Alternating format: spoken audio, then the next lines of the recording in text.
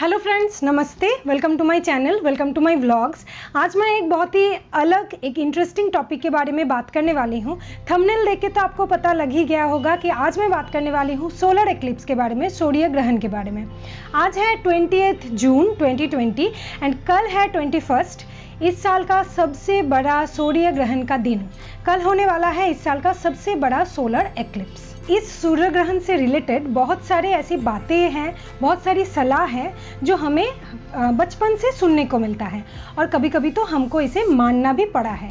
लेकिन हर सलाह के पीछे रीज़न नहीं होता है, उसी तरह हर सलाह मीनिंगलेस, रीज़नलेस भी नहीं होता है। मुझे पता है कि मेरा न्यू व्लॉगिंग स्टार्ट किया है मैंने, तो बहुत सारे लोग मेरे साथ अभी रिलेट नहीं करते हो, जुड़े नहीं हो।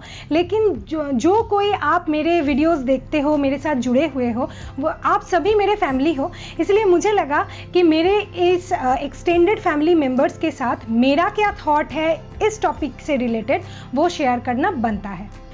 तो सबसे पहले ये जो सूर्य ग्रहण है ये एक्चुअली है क्या? ये एक नेचुरल प्रोसेस है। चंद्रमा जब पृथ्वी मतलब हम लोग एंड सूरज के बीच में आ जाता है तो कुछ टाइम के लिए सूरज का जो रोशनी है वो हम लोगों तक पहुंच नहीं पाता है। कुछ टाइम के लिए सूरज को हम देख नहीं पाते हैं। इसी फिनोमेना को हम सूर्य ग्रहण, सोलर एक्लिप्स बोलते हैं। लेकिन इसी सूर्य ग्रहण को लेके हम सभी के मन में थोड़ा बहुत फियर रहता है। हम सभी डरे हुए रहते हैं। ये डर क्यों है? क्योंकि बचपन से हम सभी को सुनने को पड़ता है बहुत सारे इस चीज़ से रिलेटेड स्टोरीज, कहानियाँ। जैसे राहु है जो सूरज को निगल लेता है, मुंह में रख लेता है। जितनी देर वो मुंह में सूरज को रखता है उतना टाइम ग्रहण होता है। ये सब सुन के ही हमारे दिमाग में फिट हो जाता है सूर्य ग्रहण को लेके एक हॉरर टाइप का, एक चौंका देने वाला कुछ एक अलग सा एक थ्योरी। लेकिन ये सच नहीं है, ये एक नेचुरल प्रोसेस है। तो सबसे पहले तो हमें इससे डरना नहीं है, हमें इसे समझना है कि हम बहुत शुक्रगुजार हैं इस चीज़ को लेके कि इतना बड़ा एक नेचुरल इवेंट को हम देख पा रहे हैं, हम रूबरू हो पा रहे हैं। हम जब तक जीवित हैं उस टाइम में ऐसा एक बड़ा सच हम लोग देख पा रहे हैं अपने आँखों से। तो इसके लिए हमें थैंकफुल होना चाहिए। तो सबसे पहला जो चीज़ है, हमें डरना बिल्कुल भी नहीं है। तो कौन कौन से ऐसे चीज़ हैं जिसको हमें इस दौरान मानना है, जिसके पीछे फैक्ट्स भी हैं? तो सबसे पहला ये है कि खाली आँख में हमको इस दौरान, ग्रहण के दौरान सूरज को नहीं देखना है।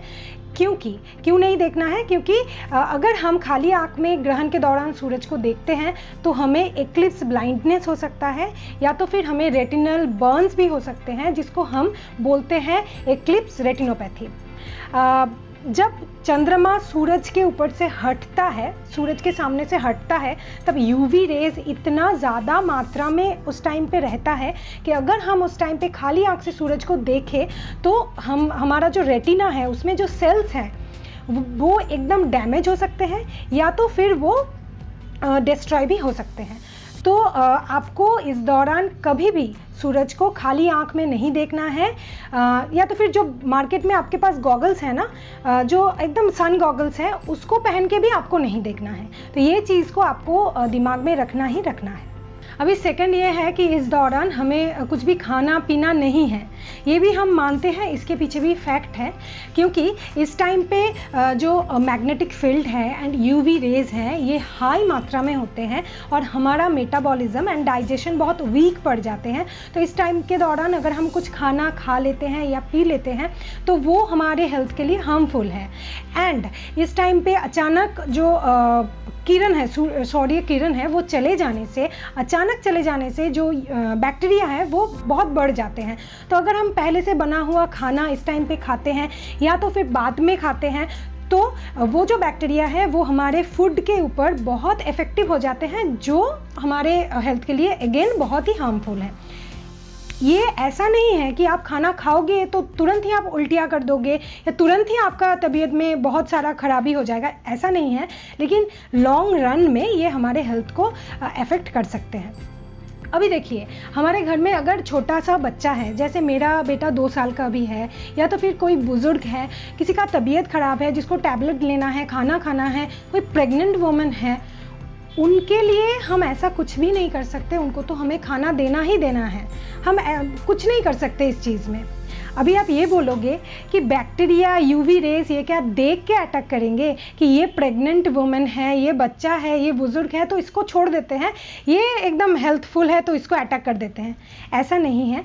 आप मेरा मानना है कि आप तुरंत खाना बनाओ, फ्रेशली उनको खिलाओ, क्योंकि आप अगर रख दोगे तो बैक्टीरिया इफेक्ट ज़्यादा पड़ेगा। आप तुरंत बनाओगे, फ्रेशली खाना खिलाओ, क्योंकि आपके हाथ में कोई चारा नहीं है ना, आप नहीं कर सकते उनको खाना खिलाने के अलावा आपके पास कोई भी चारा नहीं है।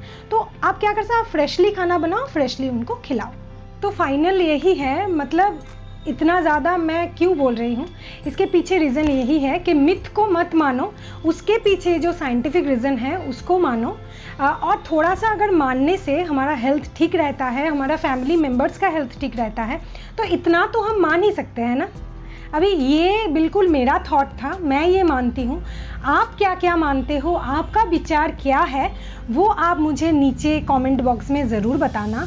और ये जो मैं सब कुछ मानती हूँ, ये मैंने पढ़ा था कहीं पे। अगर आपको जानना है कि मैंने कहाँ पे पढ़ा है तो आप मुझे कमेंट करके बताना, मैं सब कुछ लिंक जो है वो डिस्क्रिप्शन बॉक्स में डाल दूँगी। मेरा कंटेंट अगर आपको अच्छा लगा तो प्लीज़ इसे लाइक कीजिए, अपने फ्रेंड्स एंड फैमिली के साथ शेयर कीजिए, कॉमेंट कीजिए एंड प्लीज़ मेरे चैनल को सब्सक्राइब कर दीजिएगा।